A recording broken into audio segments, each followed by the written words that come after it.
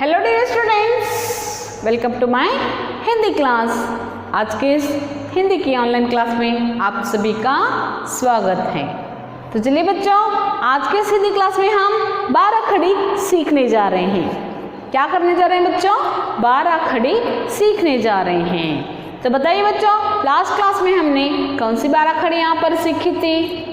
तो 12 खड़ी से जुड़े बहुत सारे क्लासेस हम कर चुके हैं। तो लास्ट क्लास में हमने कौन सी 12 खड़ी यहाँ पर सीखी थी? बताइए बच्चों। चलिए मैं ही आपको बताती हूँ। तो लास्ट क्लास में हमने यहाँ पर न से लेकर नहा तक की 12 खड़ी अभ्यास किया था, है ना बच्चों? न से लेकर नहा तक की, यानी कि अब तक क ख ग घ ङ च छ ज झ ञ ट ठ ड ढ न त थ द ध न। यहाँ तक हम 12 खड़ी की रचना किस तरह से किया जाता है और उसे किस तरह से रीड किया जाता है उसके बारे में हम अभ्यास कर चुके हैं। तो चलिए बच्चों, न के बाद आने वाला व्यंजन कौन सा है यहाँ पर? बताइए, न के बाद आने वाला व्यंजन कौन सा है? न के बाद आने वाला व्यंजन प। न के बाद आने वाला व्यंजन कौन सा है बच्चों? प। तो आज की इस क्लास में हम यहाँ पर प से लेकर पहा तक की 12 खड़ी को सीखने जा रहे हैं। तो आपको क्या करना है? इस क्लास को ध्यान से देखना है। समझ में आ गया बच्चों? तो चलिए यहाँ पर आपको क्या करना है? जो भी यहाँ पर दिया जाता है उसे नोटबुक में नोट डाउन करना है। तो चलिए आज की क्लास में हम यहाँ पर प से कहाँ तक? पहा तक की 12 खड़ी को सीख रहे हैं। इस प से लेकर पहा तक की 12 खड़ी को सीखने जा रहे हैं। तो चलिए बच्चों, प की 12 खड़ी सीखें, किस तरह से लिखा जाता है और किस तरह से रीड किया जाता है।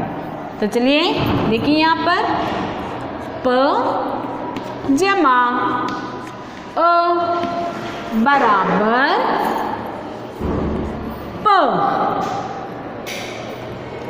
प जमा अ के बाद क्या आता है बच्चों? कौन सा स्वर आता है यहाँ पर?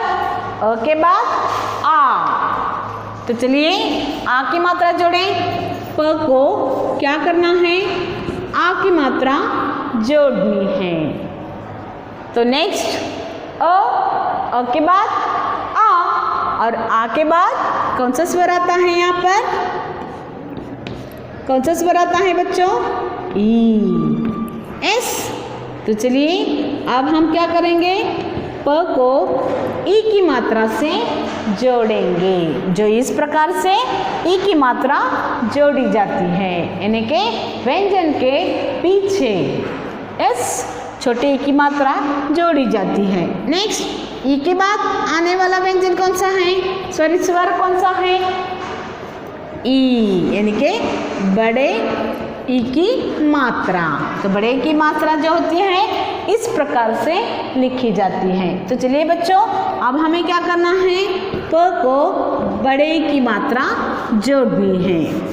प को क्या करना है बच्चों? बड़े ई की मात्रा जोड़नी है, जो इस प्रकार से लिखी जाती है। एस अ आ ई ई। नेक्स्ट ई के बाद आने वाला व्यंजन कौन सा है? एस ऊ। ई के बाद आने वाला व्यंजन कौन सा है? ऊ। तो चलिए अब हम क्या करेंगे? यहाँ पर प को ऊ की मात्रा लगाएंगे, और ऊ की मात्रा जो होती है किसी भी व्यंजन के नीचे लग जाती है। एस प को हमने क्या किया? ऊ की मात्रा से जोड़ा। नेक्स्ट ऊ के बाद कौन सा व्यंजन आता है बच्चों? ऊ के बाद आने वाला व्यंजन कौन सा है? ऊ, यानी कि बड़े ऊ की मात्रा। तो बड़े ऊ की मात्रा जो होती है इस प्रकार से लिखी जाती है। तो चलिए अब हम क्या करेंगे? प को बड़े ऊ की मात्रा से जोड़ेंगे। प को बड़े ऊ की मात्रा से जोड़ेंगे। तो नेक्स्ट देखिए यहाँ पर अ, आ, ई, उ, ऊ। इस ऊ के बाद आने वाला स्वर कौन सा है? री। ऊ के बाद आने वाला स्वर कौन सा है बच्चों? री। और री की मात्रा इस प्रकार से लिखी जाती है। तो यहाँ पर प को क्या करना है? री की मात्रा से जोड़ना है, जो इस प्रकार से लिखा जाता है। इस री के बाद आने वाला स्वर कौन सा है? री के बाद आने वाला स्वर कौन सा है? ए, है ना बच्चों? ए की मात्रा जो इस तरह से लिखी जाती है और ए मात्रा कभी भी व्यंजन के ऊपर लगाई जाती है। तो चलिए अब प को हम क्या करें? ए की मात्रा से जोड़ें। ए के बाद आने वाला स्वर कौन सा है बच्चों? ए के बाद आने वाला स्वर कौन सा है? ओ। ए के बाद आने वाला स्वर कौन सा है बच्चों? ओ। तो ओ की मात्रा होती है इस प्रकार। तो अब हम क्या करेंगे? प को ओ की मात्रा से जोड़ेंगे। तो देखिए यहाँ पर प को क्या करना है? इस प्रकार से ओ की मात्रा जोड़नी है। तो चलिए अब हम ए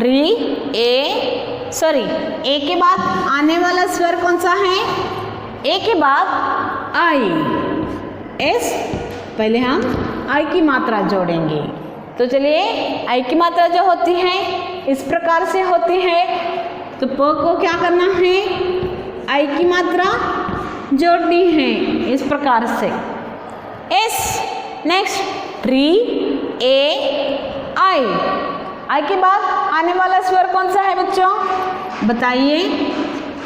यहाँ पर आई के बाद आने वाला स्वर कौन सा है? ओ। आई के बाद कौन सा स्वर आता है? ओ। तो चलिए प को क्या करना है? ओ की मात्रा जोड़नी है। तो इस प्रकार से उसे जोड़ा जाता है। एस, नेक्स्ट ओ के बाद आने वाला स्वर बताइए बच्चों। ओ के बाद आने वाला स्वर औ। एस, ओ के बाद आने वाला स्वर कौन सा है? औ। तो यहाँ पर औ की मात्रा क्या करनी है? इस प्रकार से जोड़नी है, जो यहाँ पर देखिए। एस, तो औ की मात्रा इस प्रकार से जोड़ी जाती है। तो ये क्या है बच्चों? औ की मात्रा। और औ की मात्रा जो होती है व्यंजनों के बाद लग जाती है। नेक्स्ट औ के बाद आने वाला स्वर आम।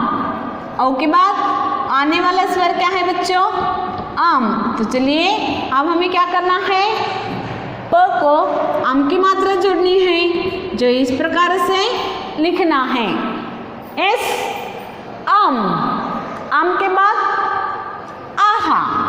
आम के बाद आने वाला व्यंजन आहा। तो इस प्रकार से यहाँ पर हमें लिखना है। आहा को हम विसर्ग कहते हैं। अम और आहा ये दोनों किसके अंतर्गत आते हैं? अनुनासिक के अंतर्गत आते हैं। अम और आहा अनुनासिक के अंतर्गत आते हैं। यस, इसे हम विसर्ग कहते हैं और इसे अनुस्वार कहते हैं। तो चलिए अब हम क्या करेंगे? प को आहा की मात्रा जोड़ेंगे। तो इस प्रकार से यहाँ पर प को विसर्ग लगाया जाता है। तो पता चल गया ना बच्चों, यहाँ पर 12 खड़ी की रचना किस तरह से लिखी जाती है। तो चलिए इसे अब हम क्या करेंगे? रीड करेंगे। प जमा अ बराबर प। प जमा आ की मात्रा बराबर पा।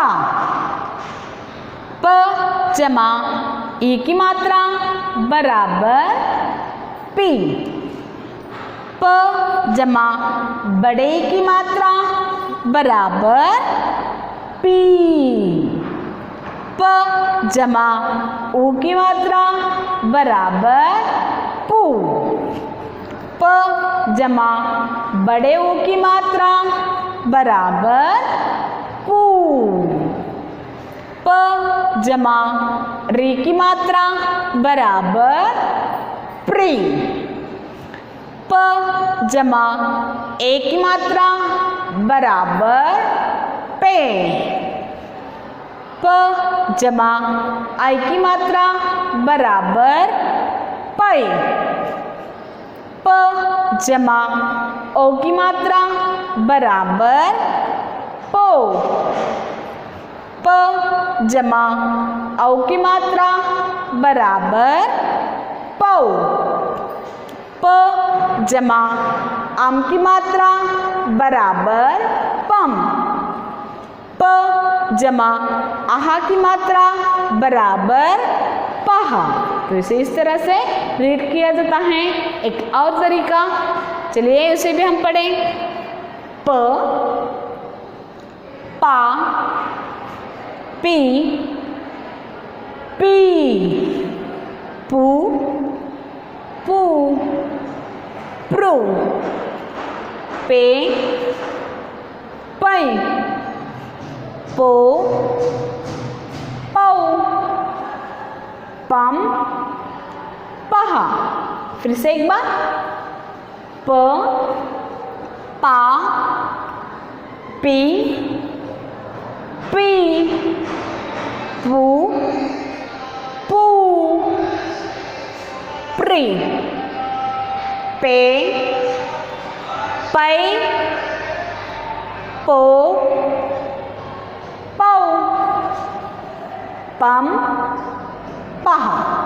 तो इस तरह रीड करते हुए इस 12 खड़े को, इनके प से लेकर पहा तक की 12 खड़े को 5 टाइम्स लिखना है और मुझे भेजना है।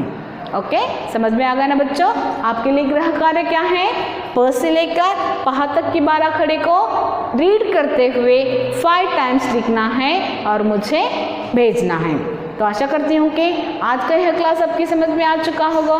नेक्स्ट क्लास में हम फिर से दूसरी 12 खड़ी को लेकर फिर मिलेंगे। तब तक के लिए बाय, टेक केयर।